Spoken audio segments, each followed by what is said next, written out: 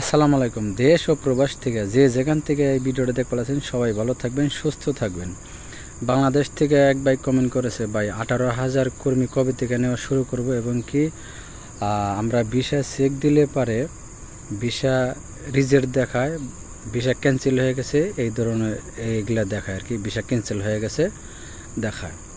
তবে ভাই একটা কথা বলবো, আপনারা যারা 18,000 কর্মী আসতে পারেন নাই, ইনশাল্লাহ আপনারা মালয়েশিয়া আসতে পারবেন। আপনাদের কাজ চলবার লাগছে।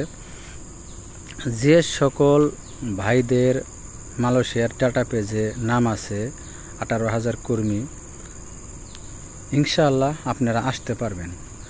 আপনারা খুব অল্প সময়ের ভিতরেই আপনারা মালয়েশিয়া প্রবেশ করতে পারবেন বা মালয়েশিয়ার সরকার আপনাদেরকে আনবো। যাই হোক, দেখা গেছে আপনি যদি তাড়াহুড়া করে আনে বা তাড়াহুড়া আনার পরে দেখা গেছে আপনার কাজ পাইবেন না, সব কিছুই ব্যবস্থা করে আপনাদেরকে মালয়েশিয়া প্রবেশ করাইব। মালয়েশিয়া আসার পরে যেন আপনাদের কোনো কাজের বা কোনো কিছুর ভোগান্তি না হয় বা হয়রানি না হন, এই জন্য একটু ধীরে সুস্থে আনবার লাগছে, খুবই চিন্তা ভাবনা করে।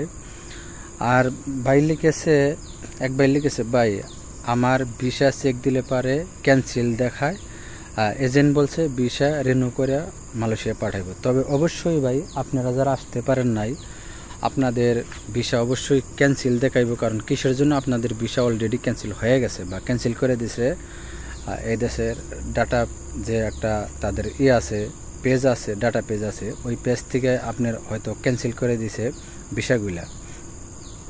পুনরায় যদি আপনাদেরকে মালয়েশিয়া প্রবেশ করাইব, তার আগে সব কিছু পরিপূর্ণভাবে কাজ শেষ করে আপনাদের ভিসা রিনিউ করে তারপরে বাংলাদেশে পাঠাইব আপনাদেরকে আনার জন্য। সেই ক্ষেত্রে আপনাদের কোনো চিন্তা করার কোনো কারণ নাই বা আপনারা অতি দ্রুত আসতে পারবেন। তবে আপনাদের ভিসা অবশ্যই নতুন করে রিনিউ করব বা যেভাবে হোক আপনাদের মালয়েশিয়া প্রবেশ করব। ভিসা ছাড়া তো আর মালয়েশিয়া প্রবেশ করতে পারবেন না বা মালয়েশিয়া আসতে পারবেন না বা মালয়েশিয়ার সরকার আপনাদেরকে আনবো না।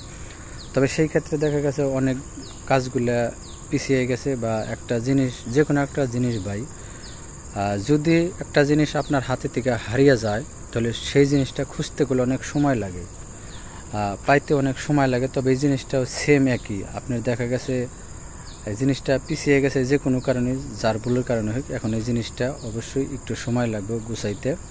আপনি একটু ধৈর্য ধরুন, অবশ্যই মালয়েশিয়া আসতে পারবেন।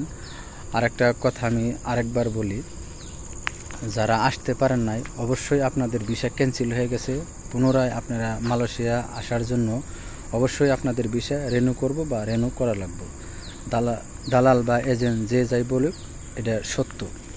এগুলা আপনার মালয়েশিয়া আসতে হলে অবশ্যই আপনার ভিসা রিনিউ করা লাগবে, তাহলে আপনি আসতে পারবেন।